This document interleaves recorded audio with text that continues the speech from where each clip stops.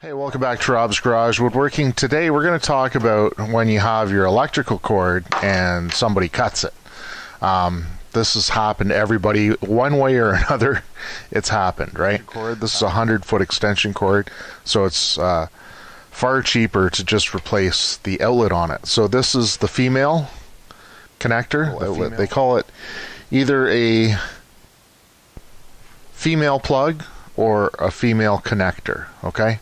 And the reason I chose this style specifically was so that it will fit in the tool still. So let's see if that'll fit. So my cord fell victim to this guy, and we want to make sure that, see, this has this cover around the plug, that will fit into it. And it will just barely fit. Like, it's ugly, but it works.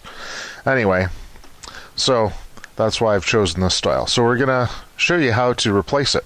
Alright, so first step when you get one of these is you have to take the screw out. So undo the screw. Oops, you don't have to take it all the way out.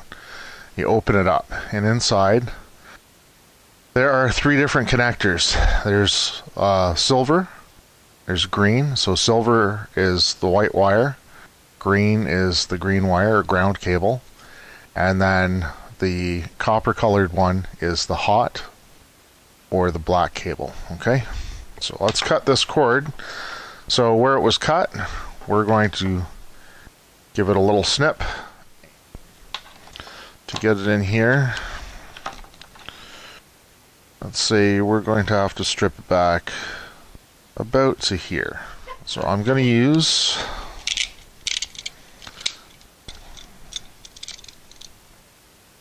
just a utility knife here. I'm just going to kind of roll this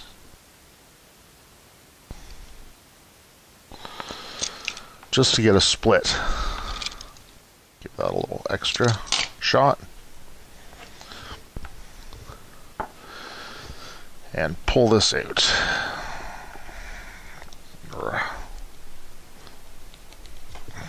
Okay. You have the wires left over, the internal wires, right? And I'm going to use some wire strippers, and I'm going to cut about that much. Okay.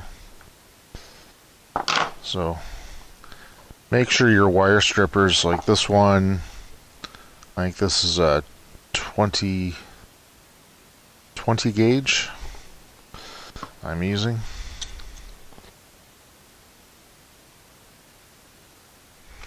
So then what you're going to need to do is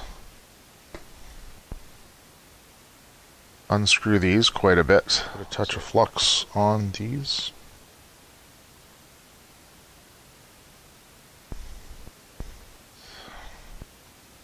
We're going to warm these up and put a dab of solder on them.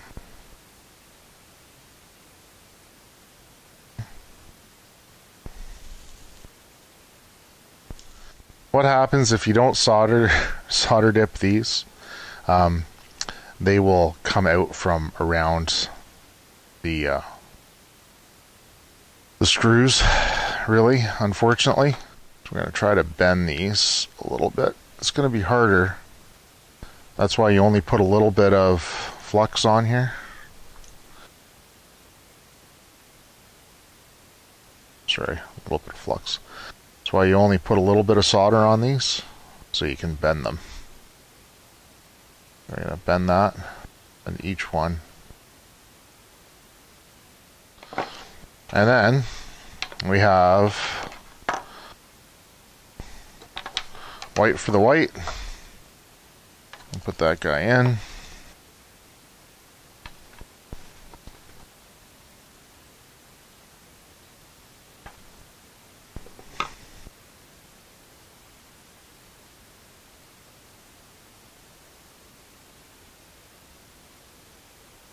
Come on.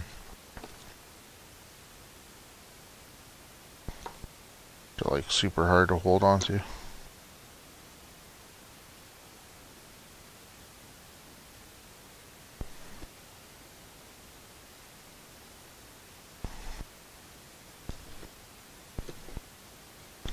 Okay.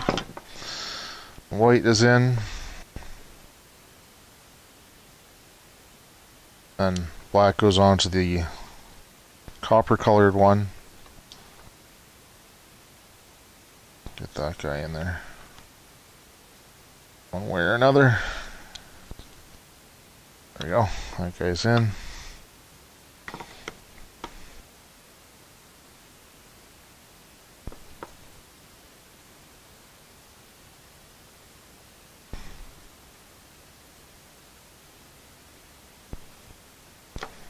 Okay. And then the green. Remember, the loop goes in the direction that you're turning. Okay.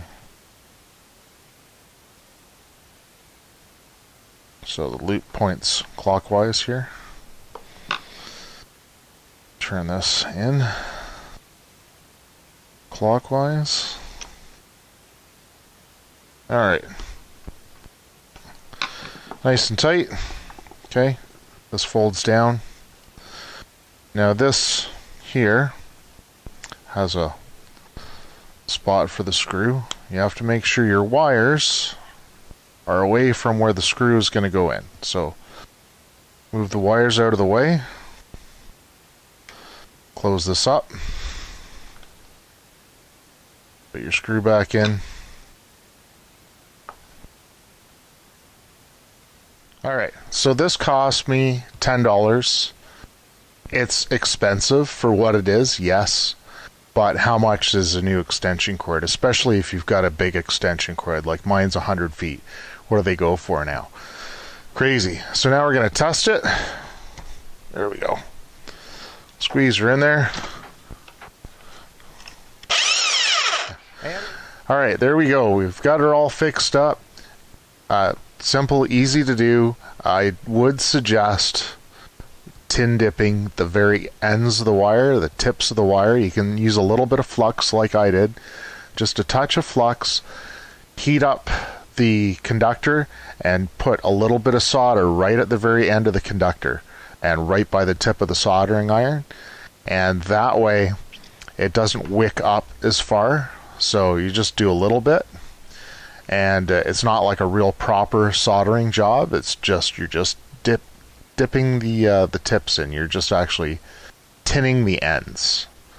So you just have a little bit on there, okay? And that'll keep the wires from fraying apart. It'll wick back up. So it's an important step.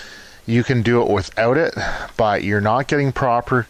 You're not going to get a good contact. And when you have this much power running a power tool with bad contacts, this will actually melt.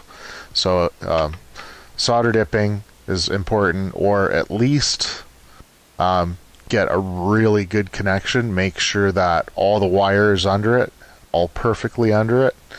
So it's almost impossible. That's why you should solder dip it. So that's what I'm saying. Good excuse to go buy yourself that new tool you're looking for. You want to do a little bit of electronics here and there. You need a soldering iron. You need a soldering iron. Okay? Anyway, that's it. Thanks for watching.